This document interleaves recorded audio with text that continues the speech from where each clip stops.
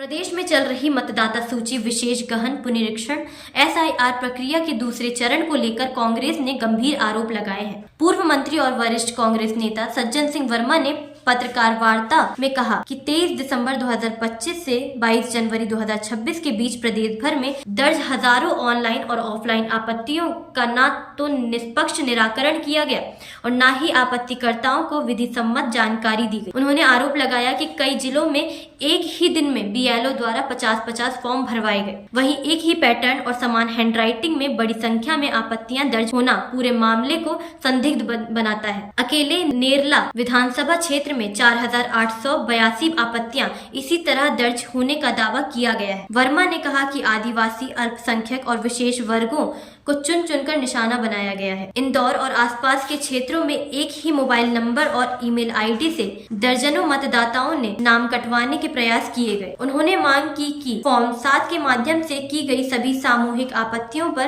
FIR दर्ज की जाए, उन्हें तत्काल निरस्त किया जाए और ऑनलाइन ऑफलाइन आपत्तियों का जिलावार पूरा विवरण सार्वजनिक किया जाए। मैं सभी पत्रकार साथियों का स्वागत करता हूं, अभिनंदन करता हूं। इस समय मध्य प्रदेश के साथ साथ 12 राज्यों में एसआईआर का बड़ा महत्वपूर्ण कार्य चल रहा है और हम सीधे आरोप लगाते हैं निर्वाचन आयोग पे, प्रदेश निर्वाचन आयोग और केंद्र निर्वाचन आयोग पे कि भारतीय जनता पार्टी की मिलीभगत के साथ अपरिपक्व ढंग से इन्होंने एसआईआर का कार्य आरंभ कराया है। सब कुछ हो गया, 43 लाख वोट विलोपित भी किए गए, सब हो गया, लेकिन अभी हम सारे लोग सोच रहे थे कि निर्वाचन आयोग बिना भेदभाव के काम करेगा। एक नियम है कि एक बीएलओ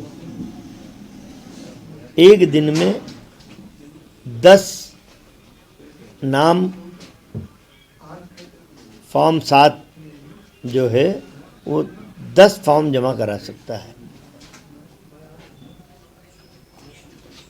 अभी ये हुआ है कि एक साथ एक बीएलओ ने 50 नाम 100 नाम तक एक ही दिन में, हमारे पास लिस्ट है तो आपको अभी दिखा देंगे कि एक ही बीएलओ ने 50 नाम एक साथ दे दिए कि इनको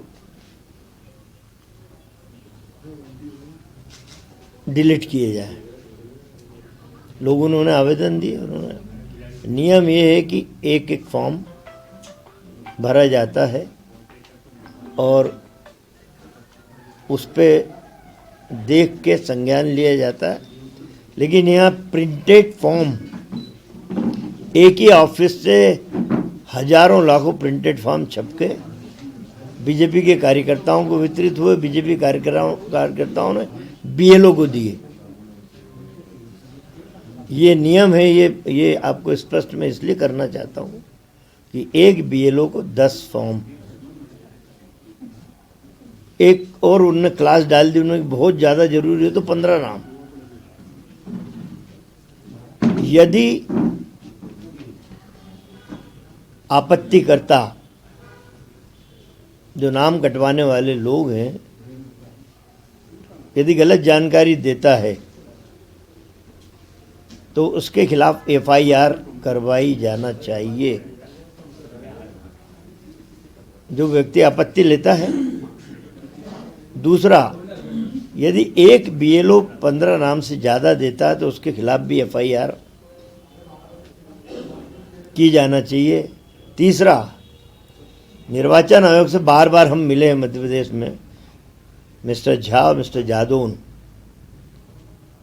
इन्होंने कहा कि नहीं, हम बड़ी कड़ी दृष्टि रख रहे हैं, एक भी बीएलओ गड़बड़ नहीं कर पाएगा।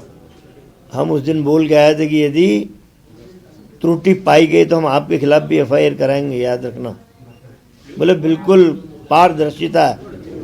तो ये मैं बताना चाह रहा हूँ कि पारदर्शिता कहाँ है, लिस्ट आपको मैं बताऊंगा अभी कि बीएलओ हमारी आंख के सामने, निर्वाचन आयोग की आंख के सामने आपत्ति ले रहे हैं और एक एक दिन में 100-150 दर्ज करा रहे हैं।